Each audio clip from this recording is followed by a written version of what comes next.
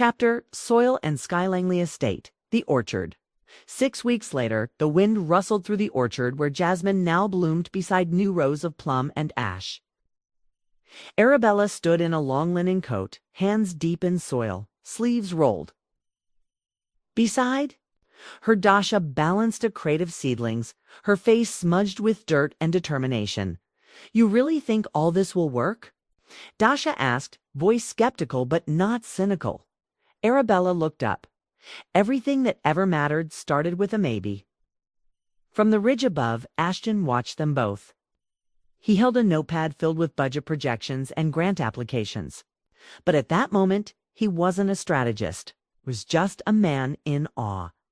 Behind him, Carver approached quietly, his limp more pronounced in the early frost. "Security check complete. Zurich facilities been gutted. Halebrook's accounts frozen. But ... double quotes. Ashton looked over. "But there's chatter again. Deep web. Some kind of reconstruction project codenamed Mother Seed Ashton's." Grip on the folder tightened. "Arabella needs to hear this," Carver said. "I know.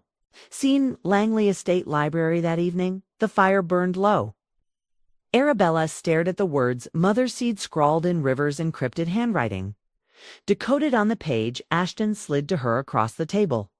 "They're trying to rebuild Bellatrix," Shay said flatly. "Not Bellatrix," Ashton said.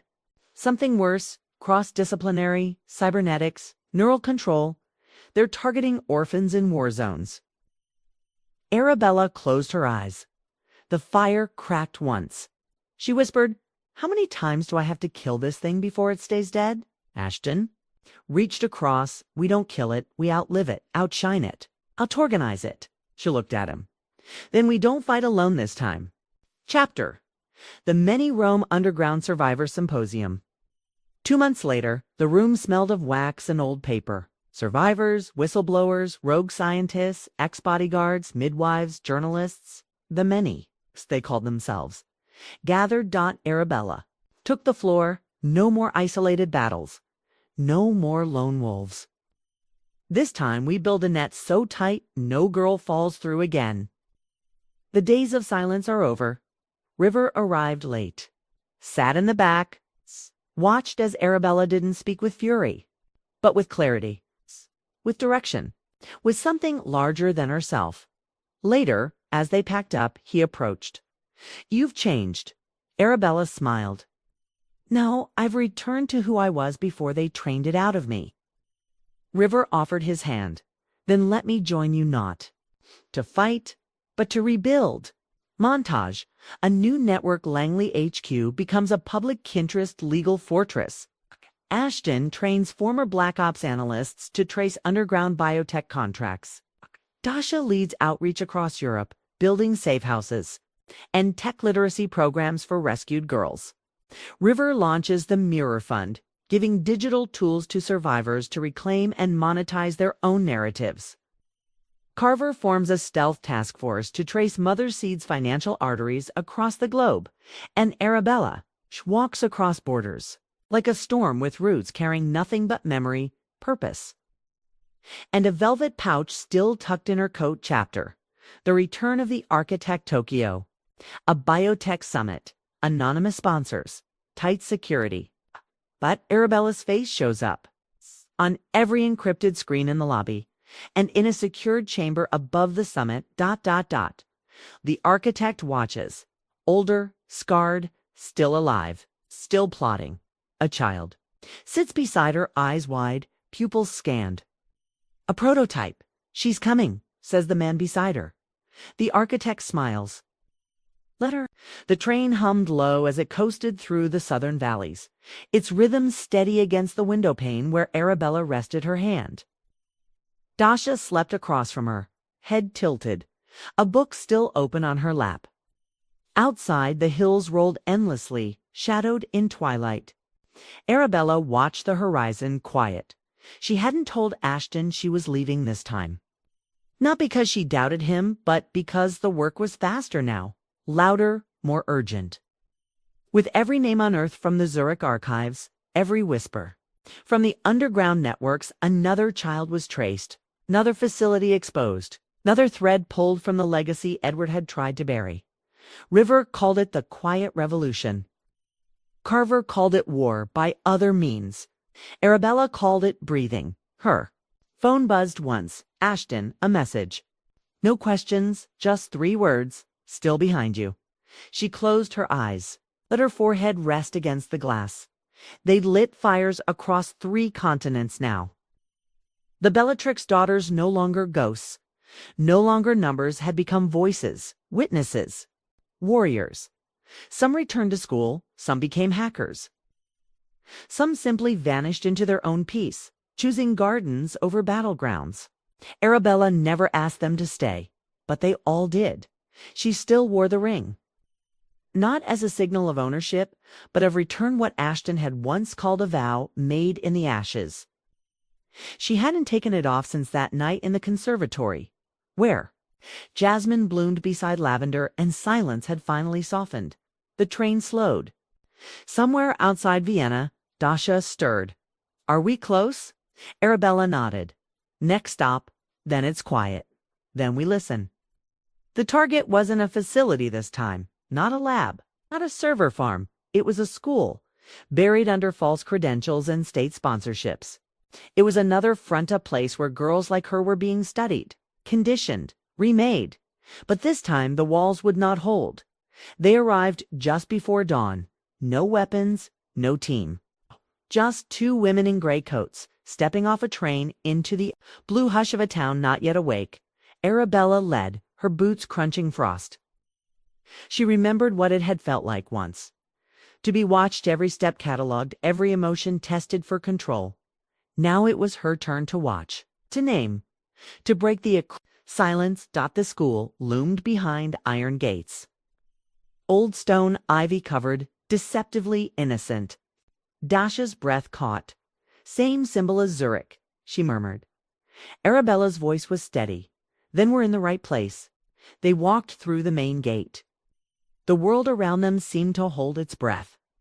At the front desk, the woman looked up, mouth parting in recognition and fear. Arabella placed a folder on the counter, thick, stamped, sealed, inside court orders. Archival footage, a dozen testimonies, and 1 photo. The woman paled. "You can't be here." "I am," Arabella said. "And by the time we leave, neither will you." Authorities came within the hour. Not all of them clean, but the evidence spoke louder than any bribe. Arabella didn't raise her voice once. She didn't need to be by nightfall. The school had been evacuated.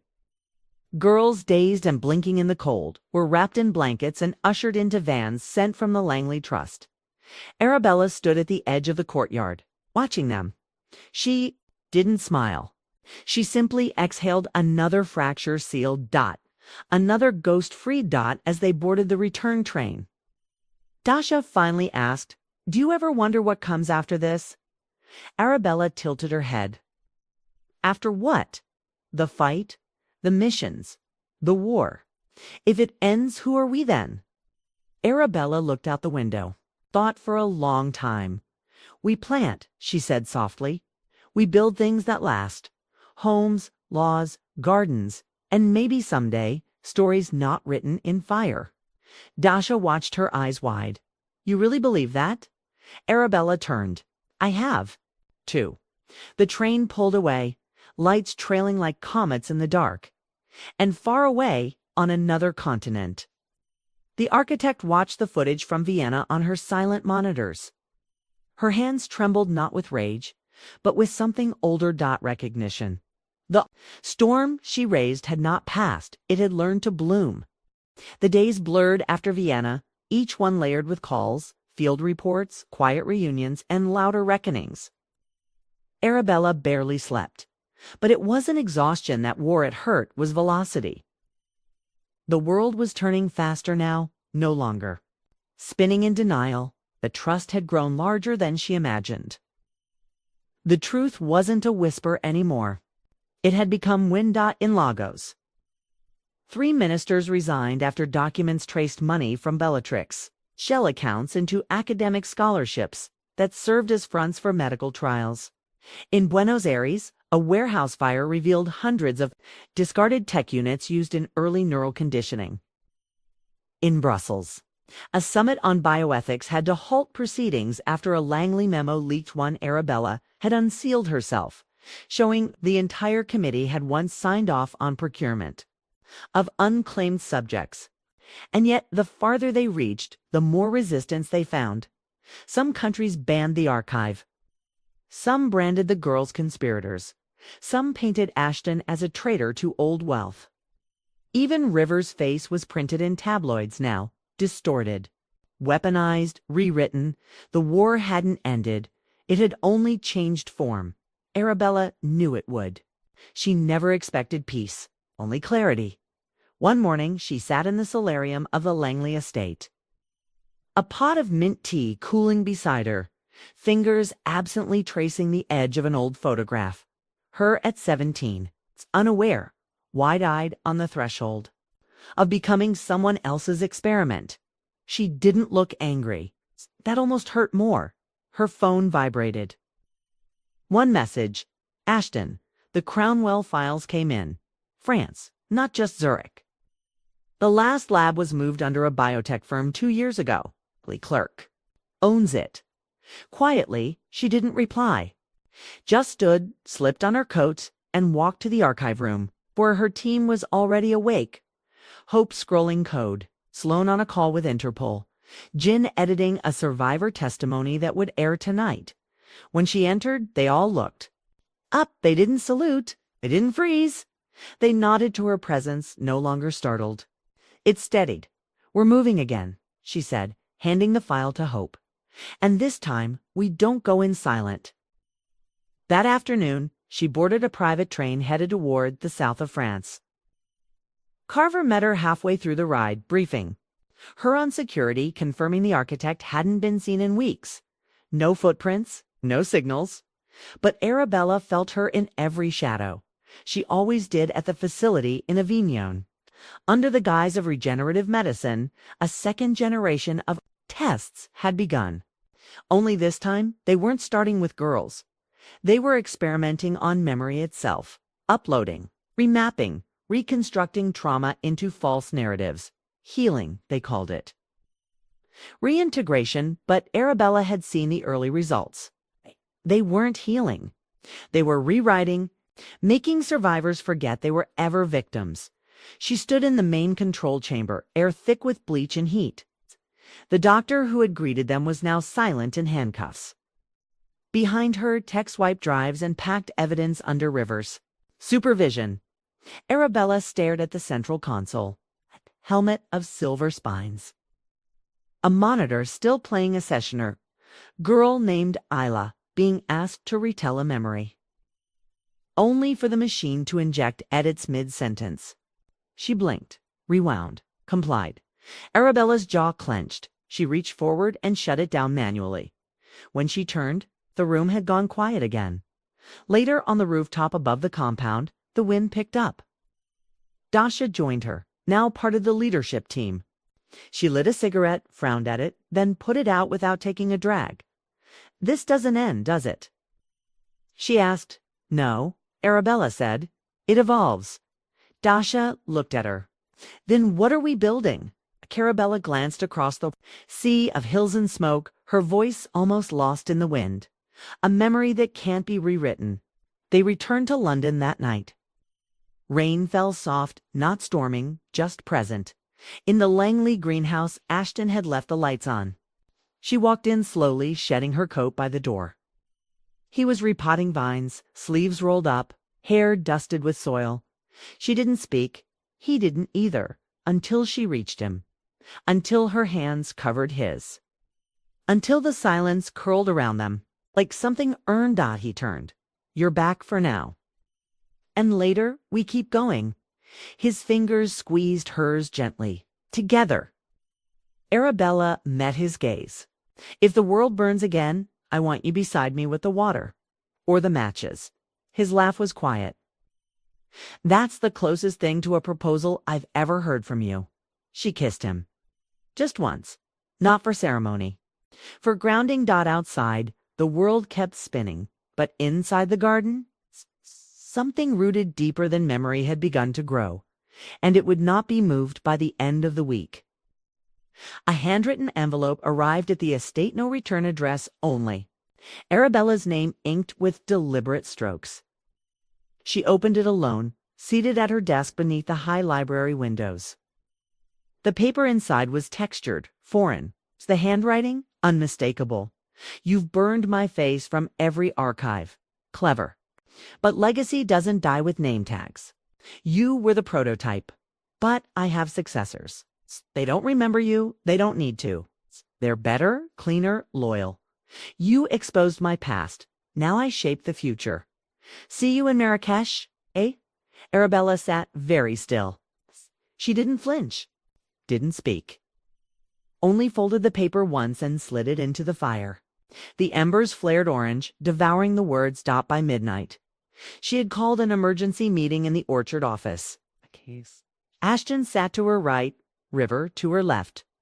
Dasha patched in via video, eyes sharp despite the late hour. They didn't need a long explanation. One line from her was enough. She started again. A low hum of tension rippled through the room. River leaned forward. She's replicating. Arabella nodded, but not me, not physically. She's done hiding behind clones. It's time she's building minds people who think her thoughts without memory of origin. New soldiers, Ashton murmured. Voice, grim no, Arabella corrected. New architects. A silence settled like dust before River finally spoke. So we go to Marrakesh. Arabella closed the file in front of her. We go quietly. No foundation tags. No press. If we surface this too fast, it disappears. Do we even know where?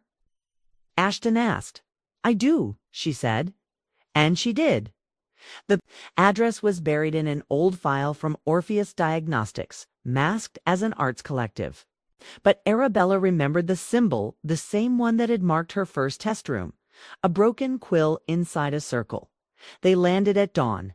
The air in Marrakesh was warm and dry, filled with the scent of oranges and iron. Arabella wore no black. This time, she moved through the crowd in linen and dust-colored shawls, blending in, eyes tracking every angle. The building was low and red-stoned, covered in murals. Students gathered near the steps. But deeper inside beneath the painted corridors was something else. A lab. Underground again? Always. Arabella waited until midnight to move. Inside, it was quieter than Zurich had ever been. Sleeker. No cryo chambers. No files. Just rows of terminals. And at the center, an interface humming with biometric scans and thought mapping code. A digital hive. And above it all, a sculpture of a woman faceless, made of wires and silk threads. A symbol. A warning. Arabella stepped forward, activated the central console. A hologram flickered to life. Not the architect, a girl, 15, maybe 16. And her voice was clear. If you're watching this, then she told you to come. That means she's ready for Phase 4. That means I'm obsolete. Arabella's blood turned to ice. The girl's voice continued. She calls me Unia, I think. That's a name she used to like. I don't remember much. But I remember one thing. I'm not a person. I'm a relay. A code carrier. If this message ends, that means she's already moved on. The image glitched. The girl blinked, confused, before vanishing. Arabella turned to River, her breath tight. She's using them as living decoys. Intelligence carriers. She plants these girls, lets them absorb the world, then wipes them clean once the data's retrieved. River swore under his breath. Where's the architect now? Ashton asked. Arabella turned toward the central wall of the lab where a digital map pulsed with recent server transfers. One node blinked steadily. Reykjavik.Arabella stared at it for a long moment. She's baiting us. Ashton said. She's running out of time, Arabella replied. Back in London, the trust team worked non-stop. Every file was cross-checked. Survivors brought in to verify whether any of the new identities matched girls they'd once known. So far, none. Whoever the architect was building now, they weren't clones. They were. Foundations, and Arabella understood. This wasn't about control anymore. It was about inheritance. 3 days later, she arrived in Reykjavik. The cold was sharp, the sky low. The facility was housed under a geothermal research institute, civil, sanitized, but behind reinforced glass. The newest project sat waiting, a child no older than 12, strapped to a neural halo. Dreaming, Arabella watched through. The glass. No electrodes. No wires. Just waves of memory being simulated, fed, rewritten, blank page, full script, and across the room. Standing at the control panel in a white coat, the architect, older now, scarred, one eye replaced entirely with obsidian tech. But her smile hadn't changed. When she saw Arabella, she didn't reach for security. She raised her hand. A greeting. Arabella entered the room without hesitation. No words passed at first. Just the hum of machines. Then, finally, the architect spoke. "Congratulations," she said. "You've come farther than any of my other versions." "I'm not your version," Arabella said. "Of course you are. Every woman who breaks their chains is still shaped by them. You just learn to turn the links into weapons." "I turn them into tools," Arabella corrected. "It's for building." The architect tilted her head, amused, still so earnest. "You're done," Arabella said. "Whatever this is, it ends tonight." "Oh, darling." "This isn't the end," the architect whispered, brushing a hand across the dreaming child's brow. "It's the blueprint. This one will never ask who she is. She won't need to. She'll be who we write her to be. Memory is overrated. Purpose is enough." Arabella stared at the child, so still, so small. Not a soldier, not a weapon. "Mirror, I used to think I was made in your image," Arabella said softly, "but I was made in spite of you." Then she reached into her coat and pulled the failsafe. River had designed it. Ashton had encrypted it. Hope had tested it in 6 labs across 3 countries. It would scrub every system. Not just data algorithmic memory, pattern code, real-time learning, and it would take the lab with it. The architect's eyes narrowed. "You wouldn't," she said. Arabella stepped forward, voice soft. "I'm not here to kill you. I'm here to bury what you made." Then she pressed the trigger. The glass began to melt. The power surged. And the fire began again. Not a fire of vengeance. A fire of erasure. By dawn, Arabella stood at the edge of the Icelandic cliffs, the sea boiling below. Behind her, Ashton approached. No words, just a thermos of coffee in his hand, held out like peace. She took it. They stood together, and this time she didn't look back. ChatGPT said they didn't speak for a long while. Just watched the steam curl from the thermos as the ocean wind thinned it into nothing. Arabella's fingers, wrapped around the warm metal, were steady now, not numb, not trembling, just still.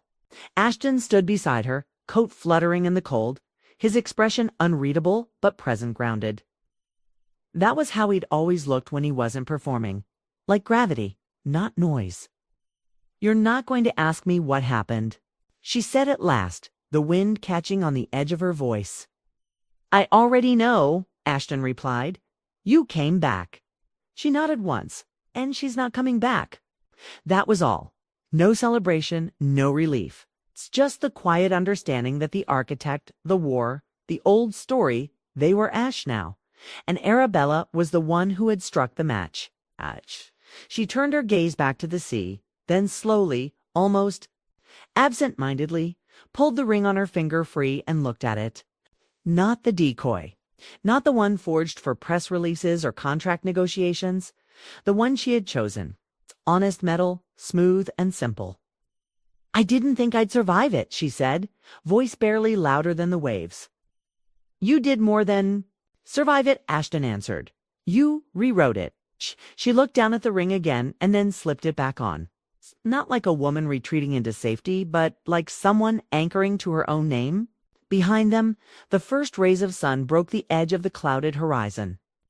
casting pale gold light over the distant hills and water. The light didn't cleanse, it didn't forgive, but it revealed, and that, finally, was enough. When they returned to London, no announcement was made, no gala, no statement. Just a single internal memo circulated within the Langley Halebrook Trust. All remaining surveillance protocols discontinued, all identities restored, no daughters left behind. The girls no longer the Bellatrix daughters, no longer subjects began choosing names again. New ones, old ones. Some reclaimed their birth names, others made their own. Arabella didn't correct them. She only listened. She learned the shape of their silences. She remembered them all. The orchard bloomed early that year. Dasha began working full-time in the field office, setting up new intake programs for displaced girls across Eastern Europe. Sloane took a job with a legal coalition helping map out international reform on AI-based human rights violations. Jin taught self-defense classes in Brixton, refusing any press, but wearing her scars with unapologetic pride. And Arabella, she spent most mornings in the garden, hands in soil, growing things no one thought could root again. At night, she walked the halls of the estate barefoot, not haunted anymore, just present. She read again real books. She cooked when she couldn't sleep. Sometimes she stayed up and wrote, not for an audience, just to hear her voice again in ink. Ashton didn't ask for more than she gave. He was there planting trees with her in the orchard, meeting with donors, holding her hand when she let him, not building her life for her, just standing beside it. And slowly, so slowly she almost didn't notice, the rage quieted. Not gone. Never gone, but reshaped, forged into something cleaner. Power was no longer something she fought to escape. It was something she held now without flinching. Sometimes Arabella would look in the mirror and still see the versions they tried to make of her: the pawn, the bride, the failure, the storm, the reckoning. But now she simply nodded at them and let them pass, because she knew, finally, who she was without them. And on the first quiet night of spring, as Jasmine climbed the windows and the orchard whispered behind the stone walls, Arabella leaned into Ashton's shoulder, curled beneath a blanket, and let herself fall asleep, not in fear, not in armor, but in peace. Not the end, just breath. And Rootstock Arabella's days began earlier now. Not because of fear or urgency, but because dawn had become something sacred, an hour that belonged to no one else. In the quiet, just before light slipped through the conservatory windows, she moved barefoot through the dew-damp garden paths, Jasmine brushing her knees, Lavender brushing her palms. The orchard, once overgrown and forgotten, now grew in deliberate rows, every sapling tagged with a name not of donors or shareholders, but of survivors who had walked through fire and planted something after. The girls came and went freely. Now they laughed without apology. Some had cut their hair short. Some dyed it wild colors. Some wore scars openly, tracing them like maps across collarbones or cheeks, never hiding again. Arabella never asked them to speak about what had been taken. She asked only what they wanted to build. Dasha worked late hours, sometimes sleeping, at her desk in the East London office. Sfora's organizing transnational grants for shelters in cities Arabella had never stepped foot in. Jin had joined a tactical nonprofit, No Press Allowed. Sloane, now in glasses and boots, perpetually muddy from fieldwork, sent bi-weekly reports from training hubs in Montenegro and Georgia. The Langley estate had been reshaped, not polished, not sterilized, just repurposed. The West Wing had become the sanctuary Huban, open-floor collaboration of lawyers, archivists, medics, trauma-informed designers. River helped from a distance, funneling quiet protection through shell companies and ex-Black Ops contacts. Carver manned the gate and trained the new guards, like he was building a fortress made of vigilance and second chances. Arabella rarely sat still. Her energy had changed, not the frantic momentum of someone running from ghosts, but the grounded tempo of someone who now chose where her fire went. She was quieter now in rooms of power, but somehow more dangerous for it. She didn't raise her voice, she asked pointed questions. She didn't threaten. She made promises, and Ashton He learned to move with her, not ahead or behind. He worked on global policy initiatives by day, but by night he learned to cook lentils with cumin, to mend soil with coffee grounds, to sit in the dark beside her, and not fill the silence. They didn't wear the rings every day, but they never put them away either. One night, months after the last burn, Arabella stood by the greenhouse as rain poured in silver sheets. She tilted her head, listening not to the past or the echo of surveillance, but to the hum of water on leaves. She didn't flinch when thunder cracked. She welcomed it. Ashton joined her without speaking. She passed him a steaming mug, freshly brewed. They didn't toast. They didn't whisper romantic promises. They just stood, rain above them. Roots below and all around them, the orchard grew. The weeks passed, not in chaos, but in quiet rebuild. Arabella no longer moved like someone bracing for battle. She moved with intention, now through courtrooms where testimony cracked old legal walls, through sanctuaries where laughter echoed in hallways that once carried silence, through the foundations of systems she was determined to change. She met with ministers, not to ask, but to inform. She sat with survivors, not to extract, but to listen. She walked into global panels with no PR team, no pre-cleared speech, just truth. Ruthless, necessary, and unafraid. The Langley Halebrook Trust became more than an initiative. It became a blueprint. Licensing and policy teams built programs rooted in consent, not charity. Training modules were co-authored with survivors. Every document, every line of code, every clause carried one mandate. Dignity is non-negotiable. Donors who had once demanded naming rights were turned away. The archive had made sure of that. You either came clean or you didn't come in. Behind closed doors, some called her unreasonable. Others said she was dangerous.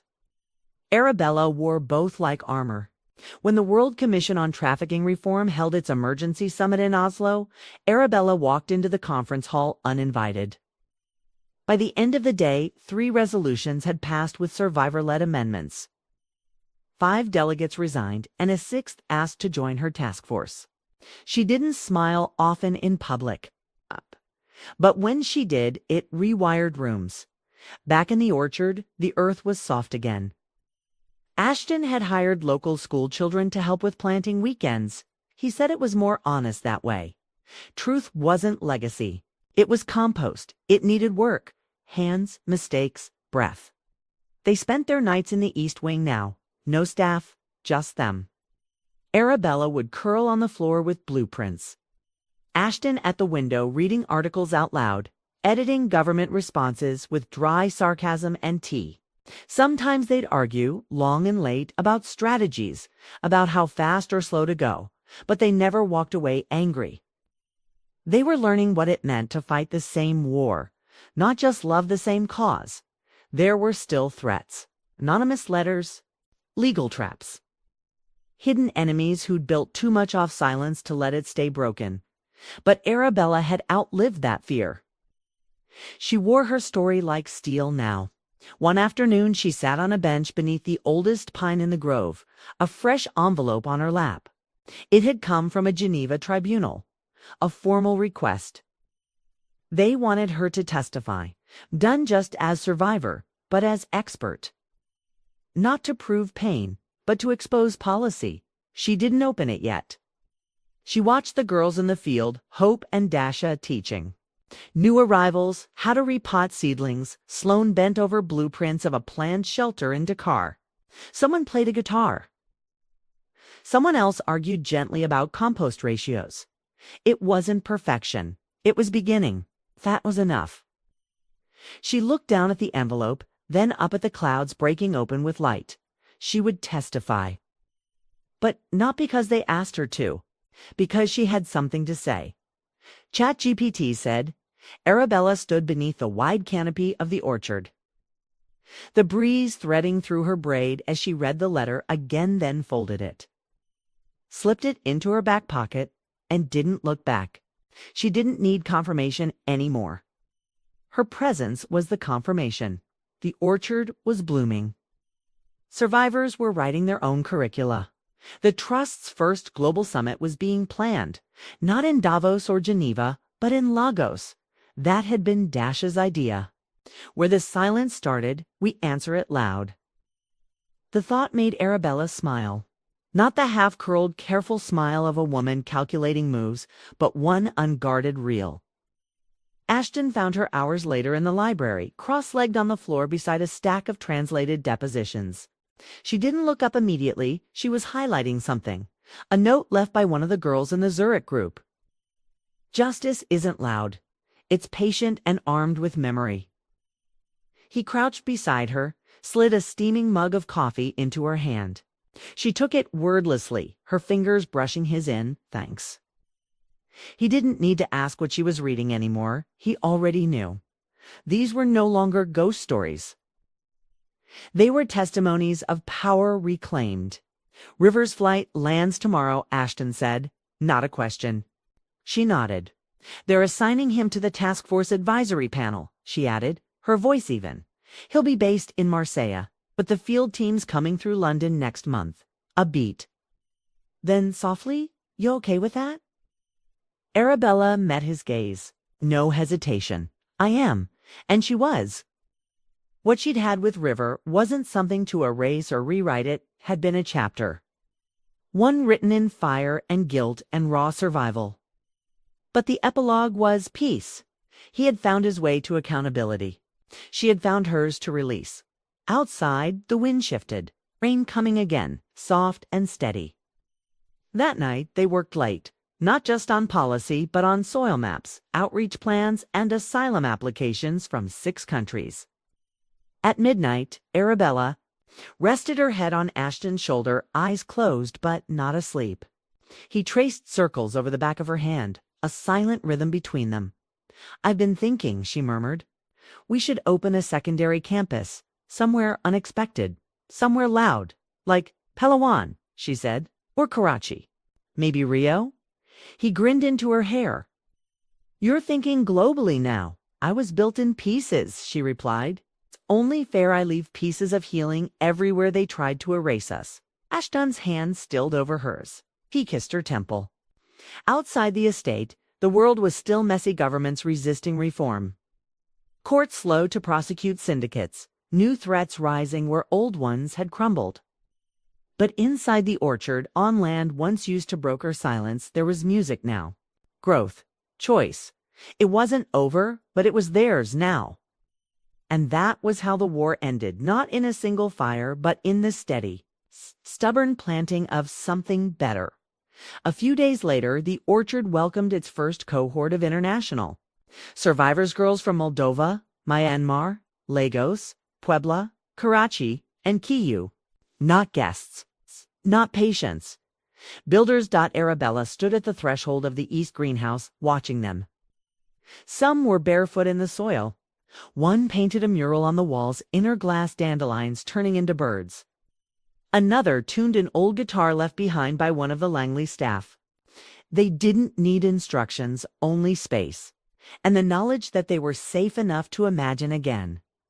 Ashton stepped beside her, sleeves rolled up, boots still muddy from clearing the southern trail. It's working, he said, quietly. She exhaled. It's beginning. The Trust's official launch had already rippled across the world. Governments were being forced to audit private sector contracts. Investigations reopened. Edwards' archive had led to 7 international resignations and the suspension of 3 diplomatic envoys. Arabella had testified twice already, once to the UN Subcommittee on Biogenetic Violations, and once, tearfully but clearly, in front of the Parliamentary Oversight Commission in London. The name Bellatrix had become shorthand now for fear, but for resilience born from captivity. Still, the trauma ran deep. It didn't vanish because of tribunals or headlines. That was why they'd built this place. Arabella and Ashton walked slowly through the orchard rows of rosepal trees. Wild jasmine and creeping vines of passion fruit now trained along reclaimed fencing. A few girls passed them on bikes, laughing, wind whipping through hair that had once been shaved for compliance. Arabella smiled at each of them, naming them silently as she passed. Aaliyah, Noor, Victoria, May, Tara, Ishrat. They weren't numbers anymore. Later, in the main lodge, Arabella sat before a fire with Dasha and Jin, drawing out plans for the Trust's mobile outreach van. No uniforms, Dasha insisted, her accent still thick. We wear what they wear, so they don't feel inspected. And no translators from the system, Jin added. We use survivor interpreters. Arabella nodded, noting every word. And meals first, not interviews. The girls exchanged a look. A private code. Arabella smiled. Exactly. At night the lodge was quiet. Arabella wandered the halls in socks and a thick cardigan, passing rooms with soft laughter behind the doors. Ashton found her near the kitchen, nursing a mug of mint tea. You've been walking a lot lately, he said. She shrugged. I don't sleep like I used to. He studied her. That's not always a bad thing. She smiled faintly. No, it's not. They walked to the West Wing together. It had once been Langley's boardroom mahogany, vaulted ceilings, brass chandeliers. Now it held books, plants, old pillows, a swing chair. On one wall, a massive collage built from shredded Bellatrix files declassified, unredacted, sewn together by the girls and then painted over with wild colors. A phoenix rose from the center mid-flight, wings stitched from fragments of names once used against them. Arabella stood before it, silent. This isn't a monument, she murmured. Ashton tilted his head. It's a warning, she said, to every architect who thinks control will last longer than memory. Ashton took her hand, pulled her gently to the window. Outside, dawn was breaking across the orchard, and for the first time in her life, Arabella didn't brace for what was coming next. She welcomed it,